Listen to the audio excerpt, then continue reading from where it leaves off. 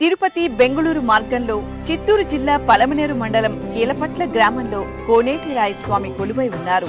కలియుగమిటులైన కలదుగాని కరుణ జలజాక్ష హరిహర. భృగు మహర్షి కోరికపై స్వామివారు ఈ క్షేత్రంలో స్వయంభూగా ఉద్భవించారు.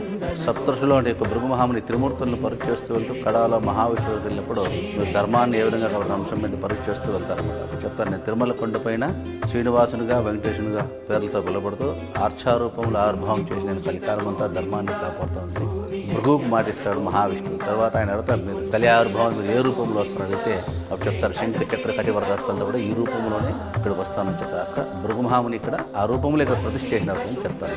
కొండ మీద ఎలా ఉంటారో స్వామివారు అలాగే అంటారు. బింబం మొత్తం సాలగ్రాంశలు అనమాట. ఇక్కడ ఏమున్న కోరికలు బాగా నెరవేరుతుంది కాబట్టి చాలా మంది భక్తులకి ఇక్కడ చాలా ఇలవేల్పు దేవుడుగా ఇక్కడ చాలా ప్రసిద్ధి చెందినారంట స్వామివారికి.